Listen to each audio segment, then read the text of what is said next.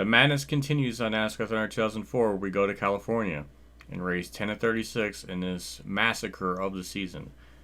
In this context of the game. Is that okay, YouTube? Like, can I say that? I don't know, but yeah. So we're fine. Paint scheme, dope. Point situation, dope. Mark Martin being 16th of points, not dope. So I don't know if there's really a whole lot else to even talk about. Let's just find out if we have a shot to win here too. So thank you to my YouTube Patreon people, as well as my YouTube member support channel for getting early access videos like this, as well as channel emails for live stream. Thank you. I appreciate that as always. It's cool. Let's get into let's get to California. My brain is just can't comprehend the words I'm saying out of my mouth. Tony Stewart and Ricky Rudd in the front row. Obviously, car set up default as always. Just want to click that to make sure it's default. So that's it. Let's have MRN take it away. We're in Fontana, California, home of the California Speedway for today's Auto Club 500. It's another great day for racing. Barney, this track is known for its long green flag runs. Well, you're right. Fuel mileage is a big concern for a lot of teams. All the green flag racing means they'll have to be very careful when they decide to pit for fuel. Greg Biffle won the Ray Bestis Rookie of the Year award in the NASCAR Busch Series in 2001. He started all 33 races that year and posted 5 wins.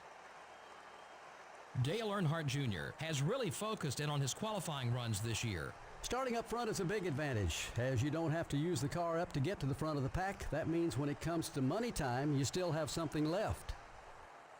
Kurt Busch will start the race looking for his 3rd consecutive win. I spoke with one of the tire changers on that team this morning. He was standing in victory lane when I saw him, and he assured me they'd be there at the end of this race. Well, we'll soon see if that's the case, but with the streak they've been on, I wouldn't put it past them.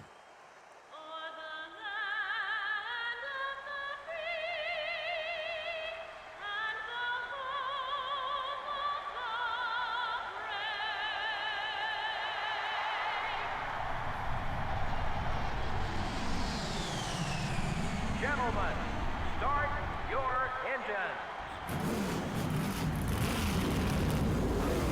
A little bit of a problem with the commentary there. I have not won 3 in a row. I have won 9 in a row.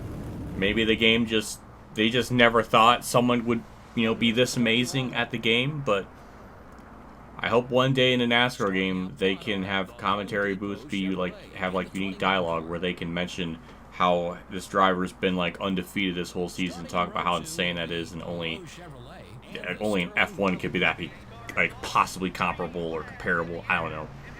Either way, we're gonna race. This track's fun to drive. It's pretty simple. It is wide, so it's nice to coming from Martinsville to this is a pretty big stark contrast. But it's nice to have room. It's nice to have space to make passes and all that stuff. So that's fun. I appreciate that. And Kurt did win this race in real life in 2003. Not really in dominating factor. He led the last 20, not the last 20, I guess, but he led 28 laps in that race. Tony Stewart was actually the dominant car. He led 100 laps and then DNFs with mechanical failures, I believe. So yeah, but hey, at least Kurt won here. He won at a wide range of tracks, it seems like. It just always seems like no matter what track it was, he seemed like he would kind of have a shot at it. But yeah, first lap, we made up 13 spots. I think a lot of that's because we were in the draft of some other cars and just kind of pulled us through and gained some spots. Obviously, back half of the field won't be too hard to pass. Jeff Green making it very difficult to pass. He's about to make a pass on McMurray and Schrader. And he did, like the badass he is. Speaking about badass paint schemes, Mike Skinner's in a Kodak car that's like an alternate scheme. I see Jeremy Mayfield in what could possibly be the best paint scheme that 19 car has ever seen. I don't know, but it's an awesome looking scheme.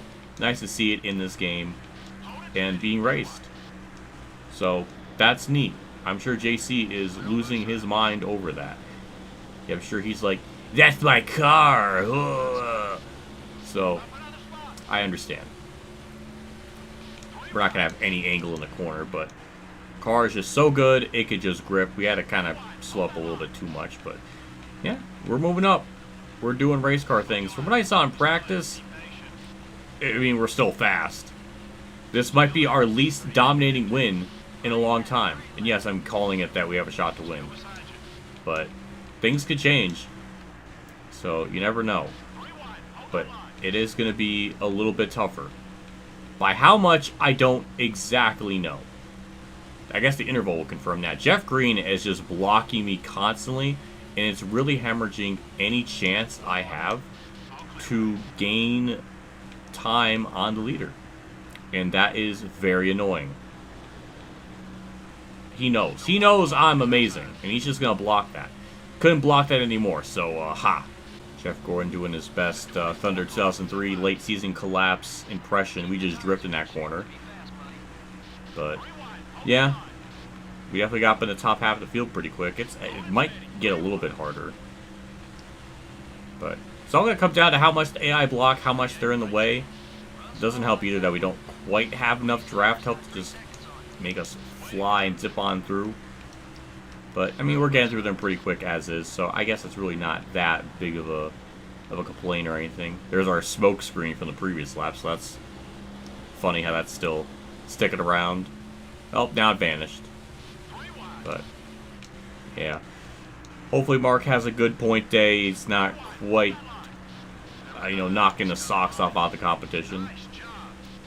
Again, the most interesting thing in this universe is just thinking of the chase exists because of me. That's the only explanation.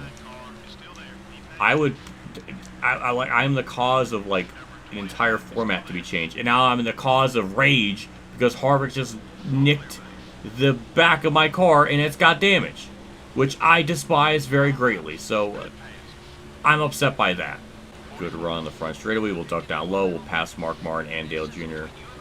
Not much of a problem. With this track, well, no, now we gave Newman the right side damage, or left side damage. Johnny Benson, top 10. Good run for him. Good run for Kenseth as well. I'm just surprised Kenseth's just having kind of like a borderline 2003 recreation of his consistency. In some ways, I don't know. It's interesting. I'm not used to him always being up in the top 10. But yeah, I don't know where to go with this because Benson's on the bottom. I guess we could just kind of arrow push him. But that's, I mean, it's doing something. Backing off a little bit, trying to give him room. But yeah, ooh, almost contact, but we're good. Yep, and just get by Ward Burn here. I don't think I should try passing up here. That's probably a recipe for disaster. So I'm going to back out of that. I feel like that's probably a safe decision. But we do got to get around Benson here eventually. He's now effectively holding me up. I get down low. He tried to block. Didn't work. Top 5. Now that we got some clean track, I think I can make up a lot more time. I don't know if I should have made the pass up high on Jim John, but we got a really good run going into 3. And it's enough to clear him. P4. Now we just got to strike for Bobby Labine next. We'll be pitting on lap 12 going into 13. So that's my simpleton pit strat plan. Getting a big run here on the front straightaway. We duck down low. We're going so fast. He cannot block that. And that's P3 in the books. And we cop to Rudd. Didn't take too long. He's trying. He tried. No. It's my race to win. Hopefully. Right there with Stewart, which is, funnily enough, accurate to real life, because he was a dominant car in this event. So, real life is mimicking the video game. Or the video game is mimicking real life. I'm confusing myself. Oh, now we got a random slow car in the mix of all this to complicate things. So, yeah, we got a movie chicane of Jeff Green to worry about now. I'm pitting this lap. Bit aggressive on the pit entry. But yeah, just standard 4 tire stop. Really nothing too complex about that, and that's it.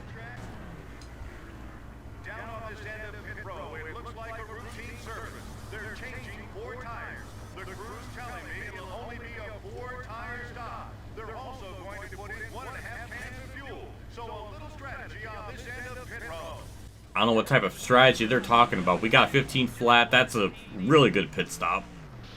Out in the way.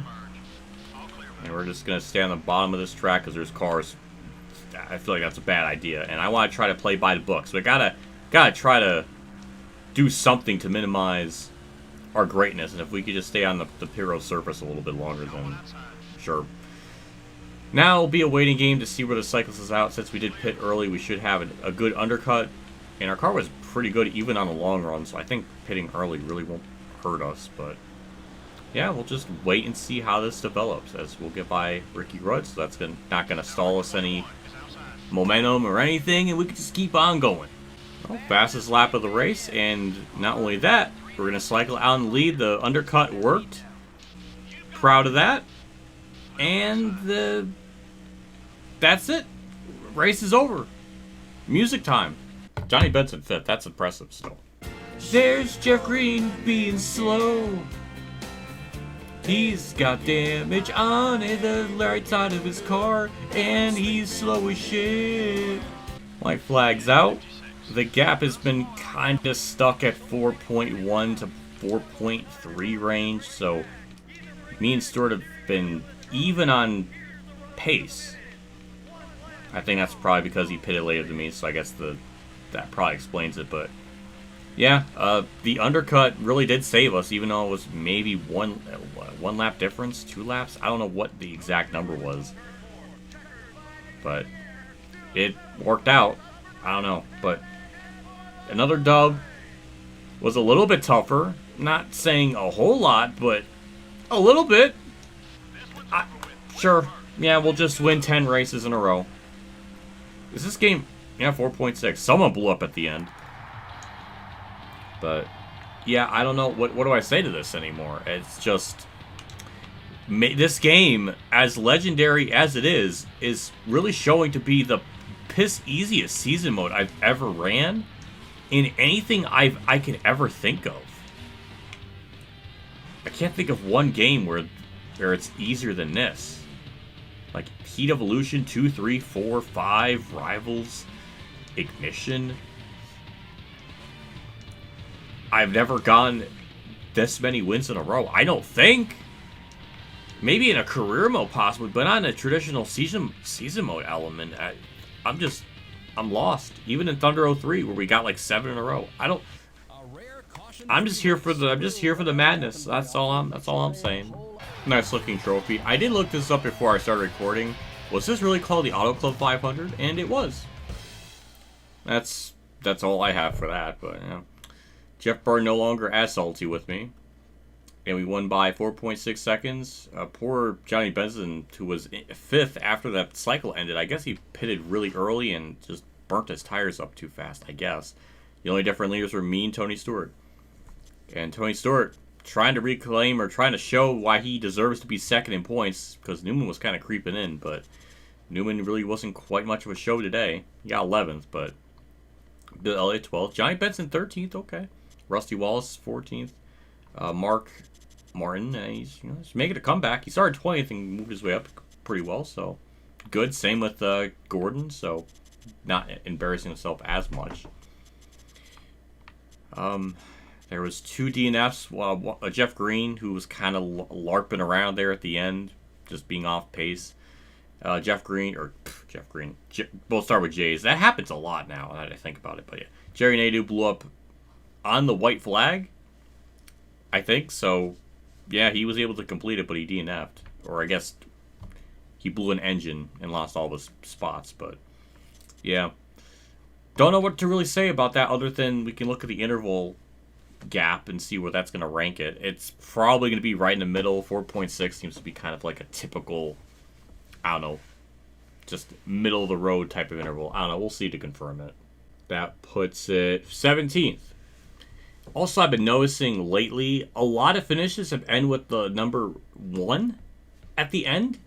4, 6, 4, 1, 81, 31, 31, 01, 1001, 2001. Like, what is that? That's weird. I don't know if they updated their timing and scoring or what, but Thunder 03 did not have this many 1s at the end of them. At least it didn't feel like it.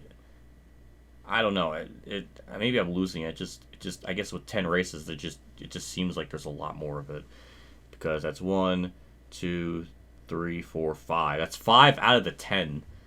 What was it like in Thunder 03, for example? 1, 2, 3, 4, 5, 6. So 6. So, yeah, we've had 5 of them already. Like, that's almost as much as we had the entirety of Thunder 03. So I don't know if they did something with the... I don't know, like updating their telemetry or their leaderboard or something. It's just weird. I don't know. I'm just noticing it. It's just a pattern. Does it really mean anything in the grand scheme of things? I mean, maybe, but I don't know. This is what we have to think about and look forward to, is the numbers and how big they can get, because there's nothing else in this race that could be remotely interesting anymore. So next race is Richmond. That's another guaranteed win. There's my mouse on the screen for people that's going to be upset by that. Yeah, I mean, that's going to be another guaranteed dub. Is it going to be as insane as, like, Thunder 03? Possibly, but I'm not really sure. So, it's possible this will be, like, an over 10-second victory. I don't know anymore. But our point lead continues to grow. Tony Stewart, despite us dominating, it's not as big of a point lead as you would think. Tony Stewart's been hanging on really strong. Same with Newman, just to a lesser extent. But yeah, Sterling Marlin's still 5th. Ricky Rudd's still hanging on in 4th. They're both running extraordinarily well. Matt Kent's a top 10. And Jeff Gordon finally cracks the top 10 in points, speaking about him. And Mark Martin moves up to 14th, so he's doing something. And he's still pretty close to 13th, 12th, and 11th. 10th is a bit far away, but it's still doable. Same with 9th, so Mark really still has a shot to jump up a lot more spots, so I got hope. Laps led thing, we just finally hit 108, or at least over 100. So, yeah, if we don't have 200 laps led by race 20, then we're not meeting our quota. I guess we'll see how that develops over time. But, yeah, we're definitely going to surpass almost every benchmark in terms of wins, top 5s, top 10s, average finish, points, laps led. It's going to surpass everything. And it's just... It's gross.